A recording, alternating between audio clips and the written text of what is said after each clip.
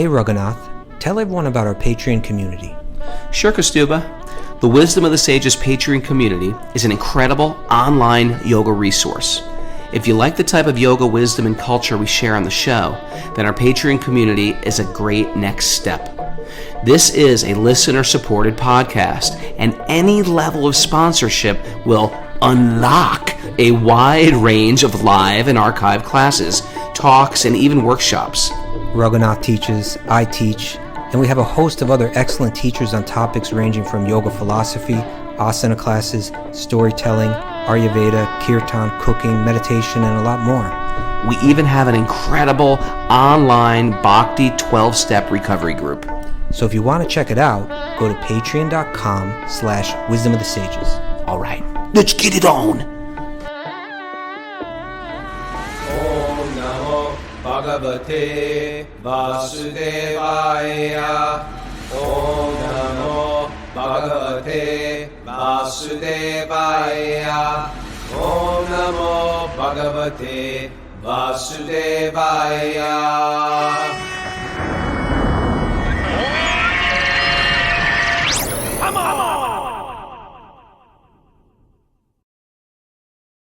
Live from beautiful Alachua, Florida, this is Wisdom of the Sages, a daily yoga podcast with your host, Raghunath, and co-host and senior educator at the Bhakti Center in New York, Kastuba Das. Welcome to the show, everybody. Welcome to the Sunshine State. Florida. I like this place a lot. You're missing out, Kastuba. It's a whole thing here in Florida. It's a whole Florida world. Land of really nice trucks and a land of crystal clear blue springs, flying machines. Tarun went up with Nama Marita yesterday in a flying machine. I was like whether to get either Father of the Year or called Child Protective Services on me for letting him do that one, but that was a great, one of the best days of his life, he said. And we went to the springs yesterday with Dhanya and Bali and the two cute little chubby kids they have. Mm-hmm. And what else? And then we had dinner with Radhi Kesh and Chadaratma and his whole beautiful family, Premanjali, and their beautiful kids. And we're staying with these really wonderful devotees too, who have kids that are best friends with Rocco and Saji. So it's really fun, full dose of Krishna conscious family life. That's great. And we're doing a program tonight at this house tonight. And I've advertised it. If you're in the area, it's a potluck. We're going to do kirtan. Bali's going to play mridanga. And we're going to have a nice kirtan. We're going to tell some funny stories. And we'll have prasad, a big potluck. And I'm hanging out with Sounds like the place to be tonight. It's the place to be, Kastuba. Come on, get out of that box. Get out of New York. Everyone's moving to Florida. It's funner here. How are you? How are you? I'm actually listening. I was just pausing to see if we actually were going to hear. And by the way, I like this new angle of your camera. There we go. Oh, you like my new angle?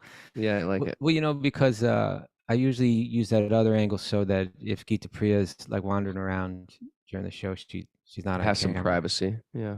Yeah, but now that she's away for a little while, I just set it. I got a little table set up here, and I'm doing it from this angle. Everything's great, Raghunath. I'm happy. I'm healthy, and I'm engaged in devotion. Can I give you a scientific tip about Florida? Scientific tip next time you come here. How do you know? Here's a trivia question for you. How do you know? How do you know? I know the trick. Listen to my question first. Okay. How do you know if there's a way to tell by going to a body of water in Florida to see if there's an alligator in there?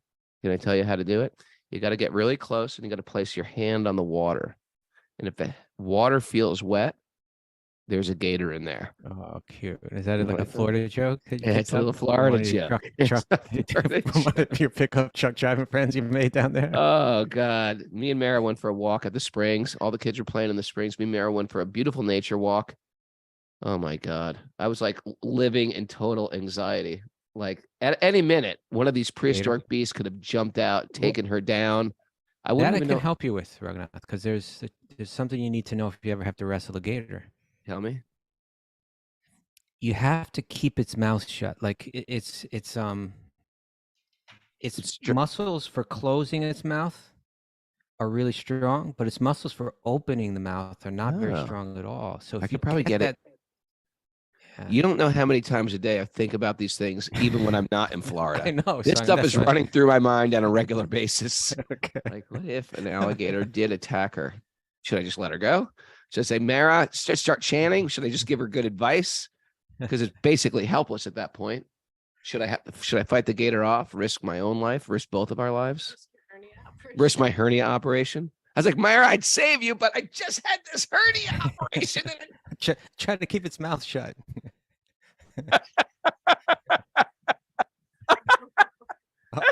He's going to be suffering now. All right, let's pull this together. I was like, how much strength do I have versus like it's not like I can beat the thing. I don't know. Okay, so it's Q&A day. If you're listening on Instagram, welcome if you're listening on Facebook, welcome everybody. Facebook, yeah. We do this podcast, which is a study of the Srimad Bhagavatam every day, but on Saturday we do Q&A, questions and answers from our audience. And if you have a question, you can email Mara at wisdomofthesages108@gmail.com, and she'll get back to you right away. You know, Mara is like a celebrity down here. Everybody knows her. She's like, oh my God, it's Mara. It's Mara. People are stopping on the streets.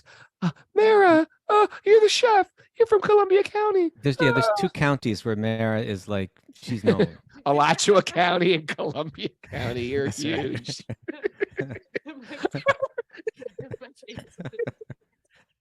Oh, my hernia is opening up again.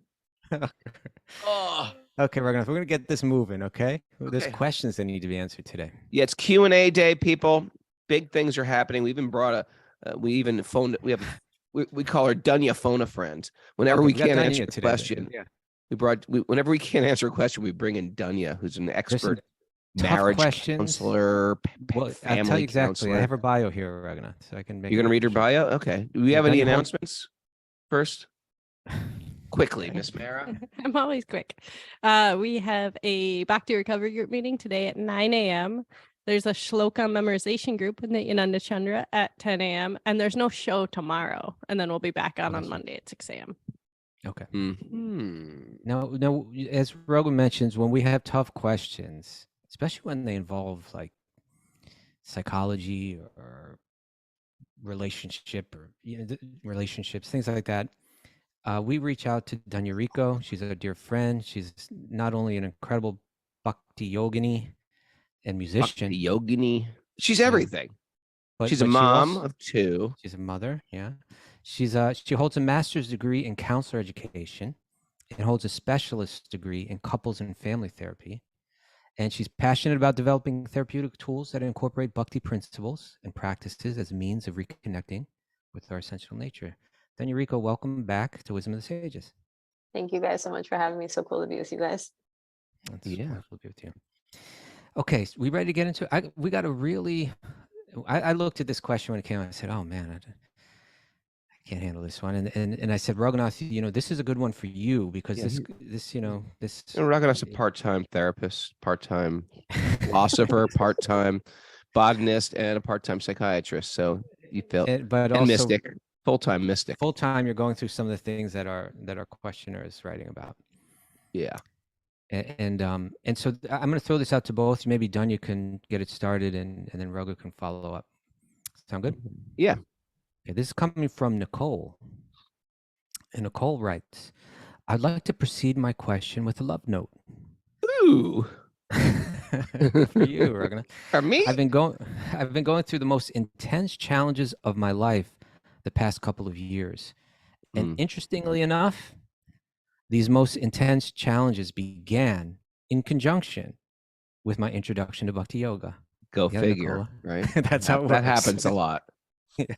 So when you just start trying to turn your life over to the Supreme, he begins to throw all kind of interesting challenges at you to kind of give you a jump start, maybe. My suffering has without doubt required me to keep Krishna close, you see, and to deepen my understanding of all that Bhakti has to offer. The duality of it all has been excruciatingly beautiful. It's a great attitude, right? Good phrase. Excruciatingly beautiful. I like that. Okay, that's the way life is. Okay, anyway, very recently I had to start splitting physical custody of my 1-year-old son with his dad. Oh my So God. it's tough. So for 3 days every week, I'm without my baby boy, who is instead with his dad, who considers me as his arch nemesis. Isn't it amazing how someone could be the one you love more than anybody in the universe and then be your arch nemesis? It's amazing how that can happen. This was the person you loved more than anybody, and then all of a sudden, they are public enemy number one. Yikes. Okay, continue Let me on. tell you, the absolute best part about these 3 days are that I get the 3 days without her boy, are that I get to binge listen to Wisdom of the Sages. Kastuba, Raghunath, and Mara. You 3 keep me going every week. This is still the love letter going. When I listen throughout the day, you bring me moments of pure joy and lots of laughter. You help me keep the main thing. I cannot express to you how deeply grateful I am for your service. Seriously, your commitment to your service is a lifeline for me, and I would be in much worse shape without you. Okay, Nicole, thank you so much. Thank you for that love letter. Is there a Okay. question with this? Yes, here comes a Or question. is it just a love letter? No, it gets Okay. heavy. Can you Okay. give some advice on how to deal with a difficult person who is permanently in your life? You can't get that person out of your life, right? You both No. have that relationship with the child, and even the divorce, it's like it's never like a real full divorce because you're going to have to be dealing with each other, right? I'm Yeah. currently living with my parents out of necessity. And after being here for a year, I have come to really understand the nature of my father. Now we're going to the father. He's incredibly negative, and I feel as if he is constantly on the lookout to find things wrong, quote unquote wrong, and then find someone to blame. Negative thought loops, right? We've been talking about these. Constantly throughout the day, he will nag at my mother and I for non-important things, like not rinsing the dishes properly or I having hate too when many people lights don't on. rinse the dishes properly. If I was in that household, I'd be nagging you too. His entire existence feels like one big criticism, and it's so exhausting and frustrating for me. And I'm constantly triggered by his negativity, especially when it's directed at me, which is often. I realize that he is the one suffering and he does not live in peace or no love of God, which is very sad. But this concept does nothing to help soothe me in the moment when my blood is boiling from his stupid and consistent comments. Yeah.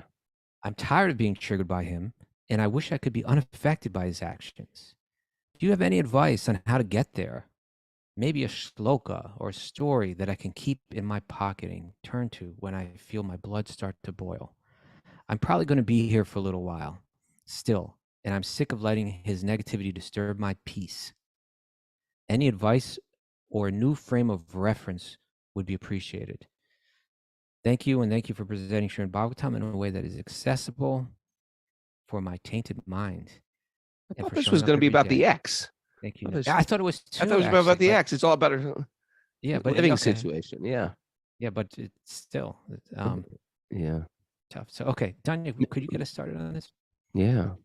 Yeah. So it's such a great question because she made so many points that are like, yeah, you could just totally do the thing about just the one thing she said. Right. She was saying that, it's hard when the most difficult people in our life, they're permanently a part of your life. And I think that if you took a poll of people and said, who are the most difficult people in your life? It's like, well, the ones that are there permanently, like my family. My family. Because Krishna has a way of arranging things in such a way that it can catalyze us towards growth. Of course, it's incredibly hard, and you can't downplay the effect of trauma or what it's like to be with difficult people.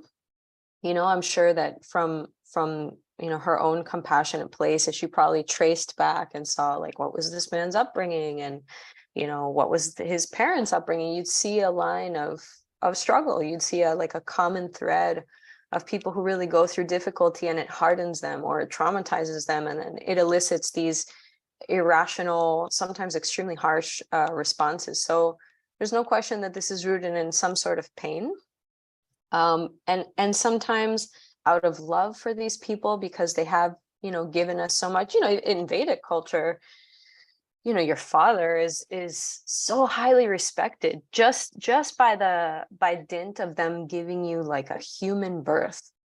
You're like Right. eternally indebted to your father. So there's so much there that kind of makes it like complex. Like, you know, I'm grateful to this person, but I realize that having this person in my life is creating pain or is creating difficulty, or maybe I'm even aggravating this person. Sometimes the pain is I can see that I'm making this person suffer because they're constantly angry at me for something that I seem to be doing wrong. I'm like washing the dishes wrong. I'm not right. So it's so tough in that sense. You know, understandably, you're in close quarters, right? You're living with these people. And so it can be extra tough because you can't find your own space. But another really brilliant thing that she said was, I find myself triggered and I need to find ways to soothe myself. And I always come back to this, you know, when we touch these difficult topics, is soothing your nervous system is going to be the fastest way to making your next best decision. Because if you're triggered by your dad being angry, or you're triggered by what he's saying to you or how he's talking to your mom, there's stress hormones that are like activating in your body that are not going to enable you to think clearly, because you're not in your thinking mind, you're in your safety mind, right? You're like, literally, she's saying like all these stupid things and it makes my blood boil. Like boiling blood is not the decision-making brain. Boiling That's a blood takeaway is right there, Mara. you know, so boiling blood is that you need to just take a few steps back, even physically, like take a few steps back, catch your breath, stay silent for a moment, and really tune into what's happening in your body. Do you find that you're like clenching your jaw and clenching your fists and like thinking of all, you know, rapid thinking and accelerated heartbeat and stuff? My tip would be to ground into your body and see what's happening to my body. Let me just pay attention to myself, because also someone's difficult behavior can be so loud out here that I sort of leave myself and start to focus only on them. So if they're with their problem, and then maybe mom's with their problem and I'm with their problem, like who's with me? I've left myself now. So coming back to myself and staying grounded and saying, okay, I will not make a decision or have a reaction for the highest good if I do whatever's happening to me right now. I need to like soothe myself. So then this is when we get back into that basic self-care. Breathe, take a little space, take a walk. You know, my suggestion is, at first, don't jump to say, well, I'd like to say something really compassionate here. That you have to have compassion for yourself first. Have compassion for what just happened to your body in reaction to whatever the trigger was, and then take care of that. And then you'll be able to give compassion because you have compassion. If you're giving from that empty space and you're trying to help the other person first, it starts to get really sticky. So I think that that's an important thing to kind of put in there. I was listening to Chaitanya Charan, the spiritual scientist. Yeah. And he was saying that when dealing with negative people, it's important to remember we're all in the material world, we're all in this hospital that's meant to like rehab us from different illnesses. And the illnesses can look like super different. Maybe my dad's thing is really different than my thing. I need to make sure that the medicine for me is what I'm taking regularly. And it's okay to have boundaries to make sure I don't get infected with other people's things. Like, that's okay. He was validating that boundaries are going to be a healthy way of establishing, like, you're in treatment in this material world for something. I'm in treatment in this material world for something else. And there's a little bit of space, a little bit of care that we need to keep to make sure that we kind of don't like cross-contaminate with our issues, which is sometimes what will happen, right? Which is someone else's struggle becomes something toxic for me, and it actually compounds my own illness. I need to acknowledge my own like frailty. I need to acknowledge my own susceptibility, and the fact that I'm dealing with my own anarthas, my own unwanted issues that are keeping me kind of stuck and sick. And sometimes other people's issues will activate my issues and will kind of stunt my own growth. So having good boundaries makes perfect sense, especially if what you're doing it for is to soothe yourself, take care of yourself, so that you can be better positioned actually to serve and to connect if that's what serves the relationship in that time. It kind of gives you breathing room to kind of prevent you from absorbing that negativity, which is inevitable because they're your family. Like, there's no one that we're more prone to kind of absorb energy from than our families, especially our family of origin. So I wanted to throw that, and from that place, with that space, certainly you'll have more resources to pray for your dad, or to think like, well, how do I want to handle this conversation? Or maybe we should think of a system for the dishes so that he's less triggered by it, or whatever it is. Or maybe chatting with mom, or whatever it is. You'll be better suited to do that when you have a little bit of space. Even when you're living with someone, it's possible to create that space by, if I was working with you, we would check out, okay, what are the schedules? When do you have me time? When do you have quiet time at the house? Do you wake up a little earlier? Do you go to bed a little later? How do you kind of create a little bit of breathing room? I have a question for you, for someone with a degree in family therapy here. Most of what you said, and although you've in a sense covered both, but most of what you said has to do with Nicole kind of like taking care of herself and situating herself in such a way that she can respond to this circumstance. But as someone with experience in family therapy, do you think it's possible that, is the father always going to be this way? Is it just like, is it possible that this could be talked through and worked through, that he wouldn't be so ornery all the time? Or is it like, hey, he's set in his ways and we better just realize that, maybe we can minimize it a little bit, but get used to it? And Man, that's just the way it's such a good question, because you get that all the time when and people will self-declare that. It's actually it's something that for me is kind of like very shocking, because I'm in the business of people changing. Yeah, right. So when people are like, I'm such and such, however old it is, and I'm not going to change. And what's crazy is that this number moves a lot. Like, you'll hear people say, I'm 65, I'm not going to change. But then they'll be like, I'm 40, I'm not going to change. I'm like, 40? I'm about to be 40. What do you mean? So, it's quite wild to hear that. I think that our whole Bhakti yoga process, and if you see the stories of the Bhagavatam, people of all ages are experiencing change, and it's change where it's like, like the story of Ajamil, where like he was doing great, and then all of a sudden he took a dive, and it's like, well, that can happen. But the story of Maharaj Bharat, everybody's going to go through some heavy change, whether we like make that declaration to the universe or not. It's coming.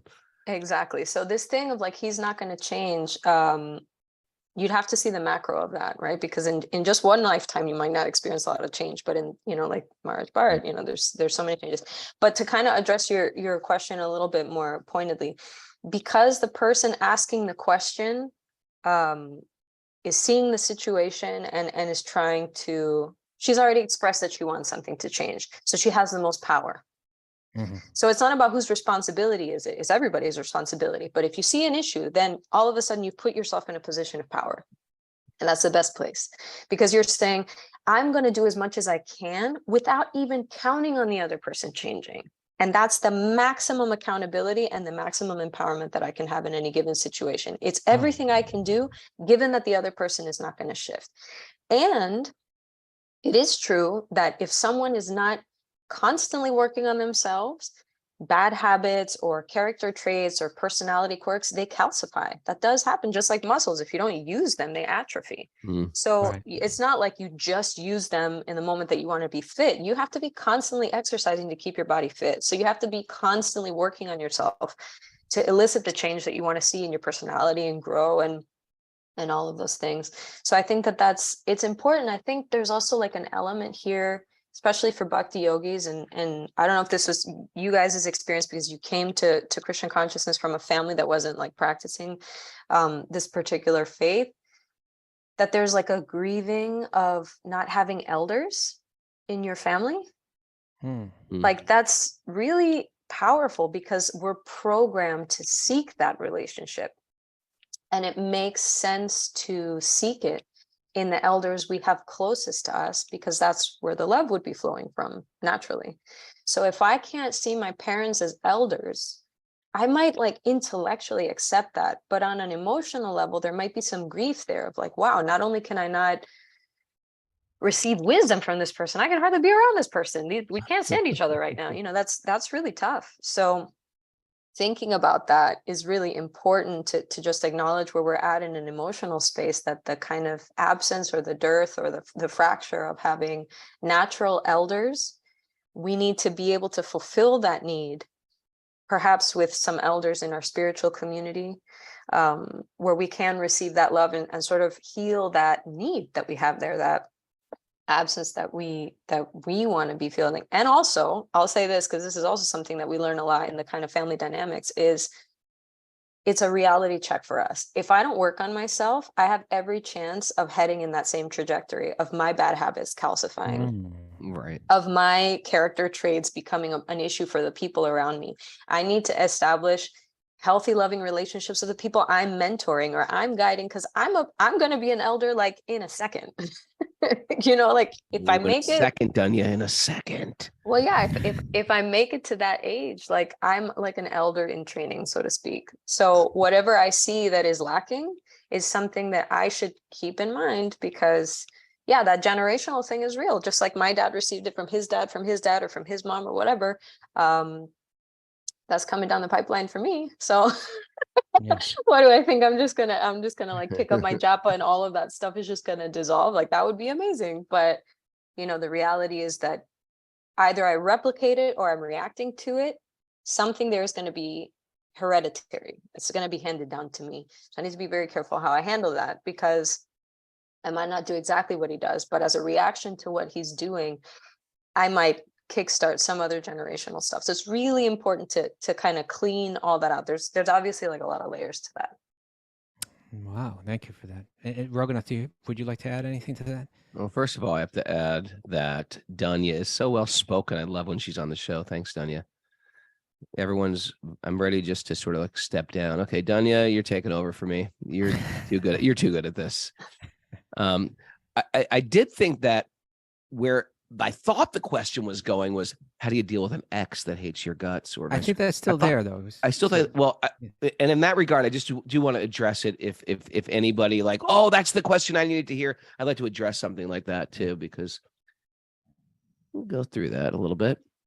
And it's been helping me not to be in the infantry, but to be like a general, like not to get caught up in tiny little battles, but to pull yourself way back and see there's an ultimate strategy. And in Bhakti, we do have an ultimate strategy. It's how can these kids have a peaceful existence where they're not despising.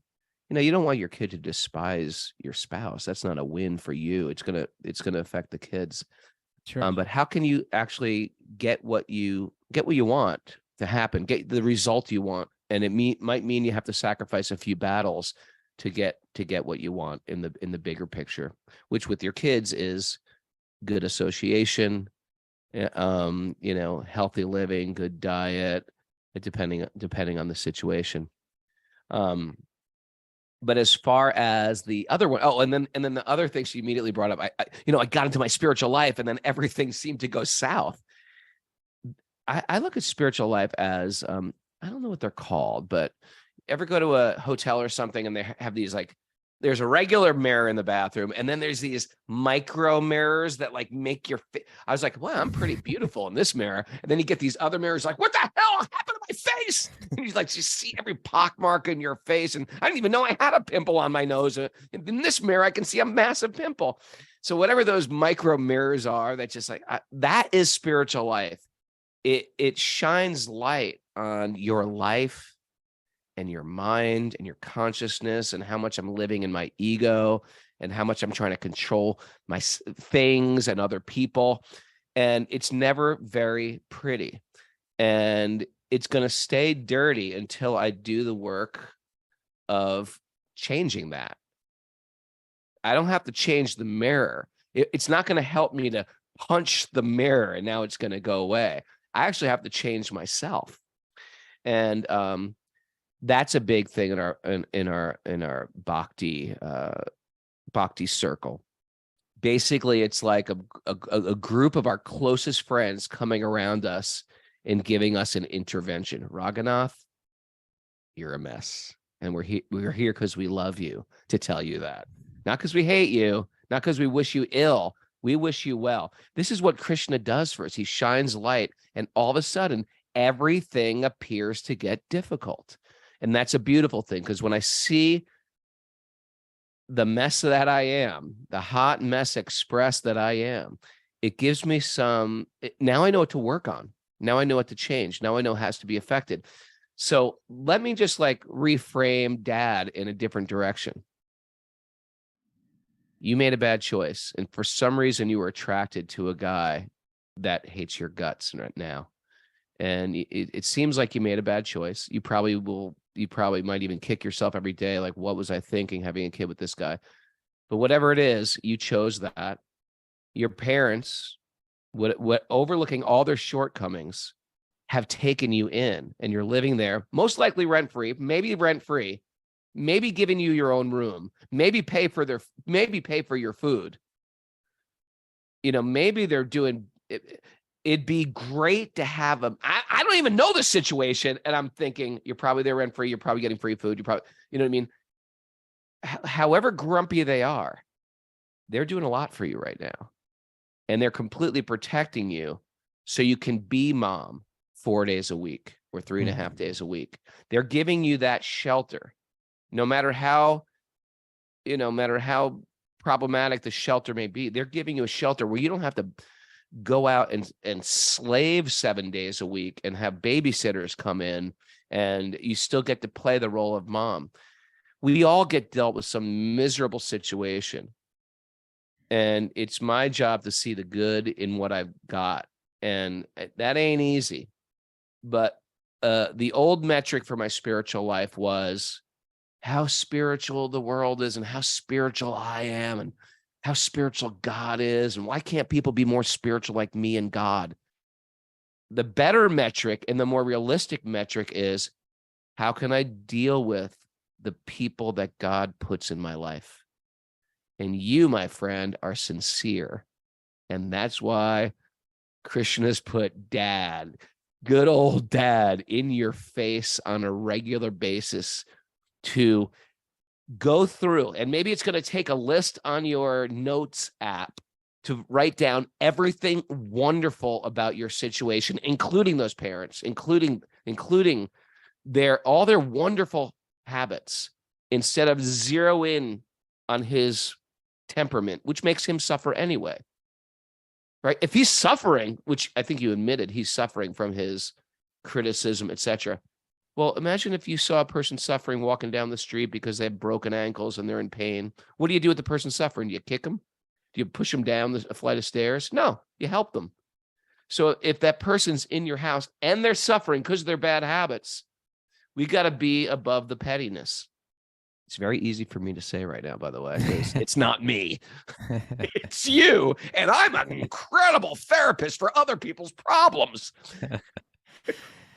No. Well, it seems like. What do you think, Mr. K? Well, I think everything both of you shared is really helpful. I think she gets it because she called it excruciatingly beautiful. In other words, yeah, she's catching on that. But I think what you both said is really helpful. I just want to make sure we move on because time is ticking away, and we got this question is another real tough one. Anything you wanted to zip that up with, Raghunath? No, I think those are my points, and I think you're doing good. And when we're sincere, Krishna doesn't give us shanti. Krishna says, "Okay, I'm here to stir it up for you now, so you can get clean." I think it was really helpful for you to like kind of step into the father's shoes because, as much as parents love their kids, they raise them, they go through a lot to raise them, and then the kids leave. And in one sense, there's that whole empty nest thing, but there's also like, okay, we need some space now, especially as we start to get older. Sure. And older people, I just think it's part of the psychology is that, you just want things your way now. You've been kind of like bending to other people's needs your entire life. And then your kid comes back into your home with another kid at least 3.5 days with a baby. Yeah. And now you got to play. It could be. You got to play grandparent. Yeah. You never asked to be like a 24/7 grandparent or at least a 3.5 day a week grandparent, Yeah. You need some space, and maybe it's not a big house. They're going through it again too. They're probably hoping. Yeah, I never thought about it like that. They're probably hoping to get a little relief. Yeah. Okay. Thank you both. We have another question. This one's for Dhanya. And this is coming Alrighty. from an anonymous writer. Okay, this person wrote, this episode, referring to episode 1004 Q&A, was just the inspiration I was looking for following a traumatic upheaval in my life a little over a year ago. I was in a broken marriage, but was making it work. However, my former spouse and I had wildly different spiritual approaches. He was very judgmental, even of me. We had a group of friends we were playing recreational sports with, and one of those people confessed an ugly crime to me. Okay, they opened up and shared Ugly something. crime. Now I'm interested. What crime? How What was it? ugly? Because crimes could be like, I stole something from the farmer's market, or it could be murder. Yeah. That's Well, this one, they're both sort of ugly. The farmer's market one? Well, yeah, people go That's there too with their ugly, right? goods. They lay out their vegetables. They work so hard to grow, and I'm going around. I sneak a butternut squash. It's an ugly That's crime. ugly. That's ugly. It's- Murder. That's okay. ugly too. Okay, we Burying had a a body. group. Okay, ugly. This person confessed an ugly crime to me. The confession was prompted by wanting to be honest in the friendship, so I didn't find out down the road and feel betrayed. Well, of course, my husband didn't agree. He thought, if you do bad, you are bad. Okay? If you do bad, you are bad. So long story short, I ended up getting divorced, but keeping the friendship with this other person. This person rehabilitated years ago and was doing their best, but struggled with mental illness and other emotional problems. I failed to recognize how complicated a friendship could be with a person that had those issues. Okay, so they're coming from a good place where they're tolerant, recognizing the good in the person. Okay, you've done some crazy things, but I can see that you're reforming yourself. I want to be there for you, but still this person has some, mental illness, it's that's problematic. And our writer didn't recognize how complicated it was. It wreaked havoc on me. And then I felt terrible pushing back and having to set boundaries, feeling like I abandoned this person. Right. Okay, now I got to set some boundaries. Am I being hard-hearted here? I often wonder how far compassion should go. I think that's maybe an important feature of this question. I often wonder how far compassion should go. I did not think it was right to keep this person at arm's length when he so desperately needed friendship. Because of his mental illness, it was difficult for him to connect to others in a healthy manner. I was willing to do that, but it turned my life upside down. I tried to involve him in some of the gatherings at the Bhakti Center, but one of our very own devotees rejected his participation simply based on not liking him. That was upsetting. Interesting, right? Interesting. Was it just because he didn't like her? Or maybe this person needed to set the boundaries. Right. Maybe they understood that before you did or something. I don't know. Yeah, usually when we talk about devotees, it's not like or dislike. It's like we were trying to encourage everybody in their bhakti. But there's certainly, just because someone is a quote unquote devotee and at a center or something doesn't mean that they're. Yeah, sure. Just because sometimes you go to a temple, you think, well, all these people must be pure devotees. They're in a temple. He's got the devotee outfit on. They must be all liberated souls. Okay. So I'm left with the sadness instead of a feeling of fulfillment. Although, let me be clear, taking on the friendship was not for me. It was for the other person. I understand that. While I thought I was being of service and then going into territory others would not, it has caused me harm in return. Okay. How does one release judgment and show compassion and yet keep your heart at a distance so you don't get hurt? I think that's the essential part of the question. I saw this person as a human being with a soul and not as his mental illness. But I guess that is what caused the problem? Question mark. It seems to be a very fine line between judgment and acceptance and having an open heart, but protecting your heart at the same time. This whole topic is confusing. And when faced with a challenging situation such as this, it doesn't seem quite as easy as when you teach about it. I think that means you and me work together. It sounds easier when we talk about it. We're great talkers. I guess I would be looking for additional guidance on this matter. Okay, we're bringing in Dhanya for this. At this point, I have lost my marriage. gone through emotional hell. I ended up with cancer, had to move, gave up my future plans, and now have to push back on that friendship. That does not seem like the end result of someone showing kindness to others. Okay, that's tough. I get it. It's tough. Dhanya, Life's tough. can you please help? Yeah, any Help, thoughts on Dhanya, this? help. Yeah, that last sentence is so heartbreaking, right? It doesn't seem like the end result of someone who's trying to live a life of compassion and kindness. And I would question that. I wonder if people who live with compassion and kindness don't go through those kind of titanic struggles. I think they do. And I think that the Bhagavatam is loaded with those situations of some of the most pious, kind, open-hearted, generous, forgiving people being put through the ringer, like ongoing. The whole Mahabharata is that story. Vidura getting thrown out. All the Pandavas, all the Pandavas. Draupadi getting thrown into the forest, getting their house burnt down while they're in the forest. And then just having that spirit of like, well, let's try again. Well, let's see if we can make amends. Let's make peace. Yes, okay, I'll undergo this austerity, and then when that's done, then maybe that'll be enough, and maybe that'll be enough, and maybe that'll be enough. And it literally was never enough. I'm not necessarily saying that like fratricide is going to be the solution to your situation. It's a different situation. But it has worked in the past. But it's worked in the past, so we can discuss it. No. I think that what I mean to say is that studying the lives of very spiritually advanced people, you will see that they've also endured great pain, and that in hindsight, sometimes it's easy to see how that pain fortified them. But there's a difference between the pain that is inevitable and the pain that we need to manage, that is manageable.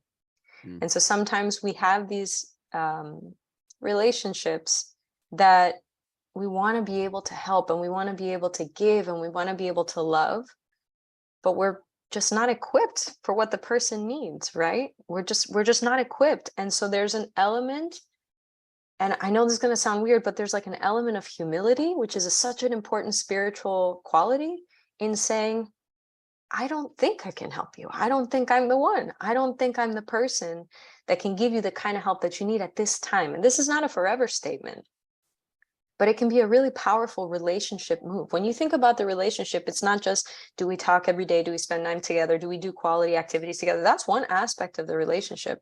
But sometimes the most love you can show someone is to kind of guide them to where they can get the help they need that you might have nothing to do with. And for people who have been through issues like substance abuse in their family, or other forms of mental illness or destructive behaviors, domestic abuse, sometimes the best thing you can do if you really love that person is for someone else to care for them in a way that's like better trained and better equipped than what I can do. And giving that space is also a kindness towards myself. And we kind of dip into that same theme from the other question, which is, how can I care for another if I'm not caring for myself, right? If I'm not a strong enough swimmer to save someone else who's drowning, if I'm not a trained lifeguard, if I don't have training, then me going out into the ocean and trying to help somebody else, what's going to happen? They're going to drag me down, not even because they dislike me or because they hate me or because they're trying to hurt me. It's the sheer panic of drowning.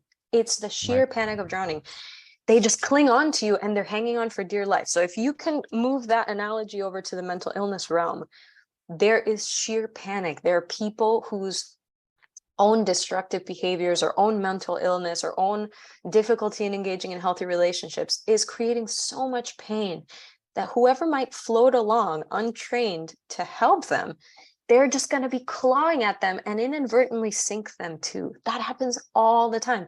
There's groups formed around this, right? There's like Codependence Anonymous, which is just like Alcoholics Anonymous or Narcotics Anonymous, where people find themselves like as a pattern engaging in these relationships where it's like, wow, I thought that this was love, but what it is two people, maybe on opposite ends of like a personality spectrum or on opposite ends of like emotional needs, latching together, almost being magnetized to one another and then sinking each other. And it's not that there's a lack of love, it's just not sufficient functioning to make the relationship healthy. So it's not a forever thing of I can never have this person in my life. But the most loving thing you might be able to do for them right now is to say, you really need help. And until you get the right kind of help, this relationship can't keep going the way that it's going. And I love you so much. I'm willing to bring this really difficult truth to you where maybe like nobody else can. So yeah. I have a couple questions. That was very helpful for me. I hope for our right for the person that wrote in as well. Here's a question. Well, let's say two questions. They're kind of related to each other, and that is one is say that you have a friend that's similar in a similar circumstance that you like each other, you're friends, you're doing recreational sports together, they're a friend of yours. At a certain point, this person realized there's more to it than this. This person has some mental health issues, and I'm their friend. I don't want to turn my back on them. So two things is one, I don't know if red flags is the word, but how do you begin to understand that there's a serious issue here? Are there certain ABC? And two, what you just shared was interesting. That it's like, hey, because I could see how the entire relationship could become centered around this person's needs. And you're saying you may not have, you may not be able to address those needs. You don't have the skills to address those needs. Do you see potential to maintain the friendship and even regular engagement with that person, and to be able to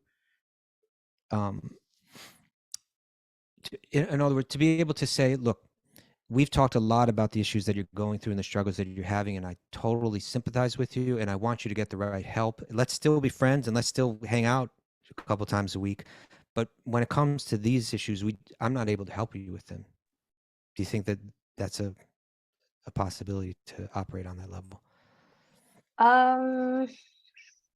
Well, we can tie that in with the red flags, which is this person someone you can even say the first part of that statement to, which is, I think that there's like maybe help that you need to get. And I feel uncomfortable in where the relationship is at right now. I would really think it's a good thing for you to get help. And if you don't, then I'm going to have to take a step back from the relationship. That's a boundary, rather than saying like, we can still see each other a couple times a week. And because what you're doing is basically saying like, I'm a little bit afraid of how you might react to this because you haven't reacted well to other things like this in the past. And I feel like you're going to go off the deep end if I leave, and I don't really want you. So it's still, the camera's very much focused on the other person and their reaction and their needs and their whatever. You can care for somebody a lot and realize like, this is actually taking a toll on me. So I would wonder if it might be a good idea to practice a healthy boundary with the person asking the question, where they say, I think that you need help. And in order for me to be the best friend that I can be, I need to take a step back. And I want to hold back on formulating how often we're going to interact and what we're going to do. And we can still do sports, but not talk about personal stuff, or we can hang out, but not alone. All that stuff might come later. Okay. I don't want to create a boundary that suddenly ties me into like a contract or like a commitment. I want to first create the space and focus on, you need some help, and this is not working for me right now. Especially because it's quite serious. It appears that the help they do is, yeah. Okay.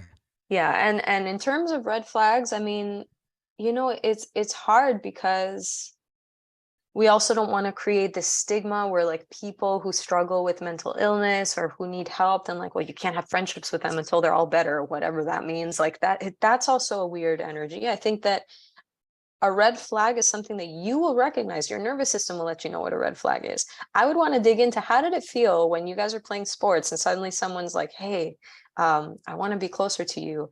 I committed an ugly crime. What happened to your body when someone said that? Did you feel like closeness and like intimacy and like, wow, there's like so much trust, and this is shared in a vulnerable space at an appropriate time? Did it feel like that? Or did it feel like, okay, so I guess now it's my turn to serve at volleyball. Let me think about that. I will get to that in a moment. And then you're like thinking like, oh my God, this person, who is serving like again? Exactly. Like, so I think that it's important to note, like, how do you feel as these things are happening? We haven't really heard about much of what this person is feeling, which is a symptom, probably a problematic relationship, where the focus, in therapy, sometimes in group therapy, we'll call these people lightning rods. Any electricity in the air, like they just catch it. It's just any attention, any energy, it becomes sort of like a vacuum towards this person. It's not a conscious thing. It's like magnetic almost. So I haven't heard about this person's needs. I haven't heard about how this person feels. I haven't heard about if this person feels like they're getting their needs met in the friendship. They just want to give and love and support. And that's why I kind of brought up a little bit of that question around codependence. If your identity in the relationship is just to focus on the other person and your needs are not being met, that's going to be a big issue. That's a red flag. And it's not even a red flag over there on that side of the fence. It's a red flag on this side of the fence. What's happening there? I've felt sometimes in my own life that a person that I've been connected to in the past, a devotee I've been connected to in the past, that at a certain point, maybe years down the road, I see a certain, what I would categorize as some kind of neurosis, and they're coming into my life. Whether they're seeking help or seeking association or something. And I begin to realize, I guess I do realize I can't help this person. I've had I've presented my logical way of thinking to them and they haven't responded or whatever it may be. Clearly I'm not the guy that's helping this person. And I kind of not exactly cut them out of my life, but I begin to limit my responses to them, for instance. Mm-hmm. And sometimes I feel I'm being a little hard-hearted. Some part of me is saying, "Hey, I got a mission in life, and I got things to do. I've got, and I got to stay focused in my life. And this person seems like they're ready to drag me down a whirlpool. But there's a part of me that feels like, am I just being like a hard-hearted guy? Just like, I don't know. I'm just throwing that out there. Yeah. I think your point is good because a little both. Time is limited, and we've been playing this game for a while. We realize like time is limited, and we have a mission in this life too. And there's certain people, as Dhanya was saying, it's like, I'm not a dentist. I can't help you with your root canal. I know you're in pain right now, and I feel your pain, but I can't go in there and try to fix that pain. I'm just not qualified. What you're saying is maybe that's the part that I'm missing is I haven't just had that conversation where I'm like, you know what? Honestly, you're my friend, everything, but I think you have issues. I think you have issues that you need help with. Maybe I've been ignoring that part of the conversation. So it's like, if I just kind of turn away without kind of like addressing why I'm being a little distant, then it may come off as hard-hearted, like I'm, but maybe the real compassionate thing to do is actually phrase it almost like you just did, Raghunath, to say, hey, I think, I feel for you, and I think you need to work some things out, and I don't think I'm the guy that can help you work that out. I think I'm learning something here today. Thank you both. Yeah, I think that's the perfect, it's you want to, what Raghu just said, you just want to show them where they can get the help that they want to get. And if I had an awful like toothache and Raghu gave me the name of this great dentist, I would be like forever indebted to Raghu. Thank you so much. Yeah. Like, you relieved my pain. So it's knowing, it's kind of getting over that stigma of like people needing help, being like, like, don't say it, like that's taboo, like you can't tell them they need help. It's like, what? Tell them they need help. That would be amazing. Yeah. And then if they meet somebody that helps them and lifts them out of that or helps them cope with that, they might be forever indebted to you. That's the friendship. Even outside of the realm of like, say, neurosis or something like that. I think even within the realm of like bhakti relationships and so on, like, hey, you know what? You criticize devotees all the time. I mean, you criticize for people that are you've got much greater flaws in the flaws in the people that you're criticizing and so on, and you don't stop. I think, and I've discussed this with you, and it hasn't had any effect. Maybe you need to go to someone that you deeply respect, a senior Vaishnava that you really, and discuss this with him, because I've discussed it with you and it's not getting anywhere, and it's making me want to withdraw a little bit,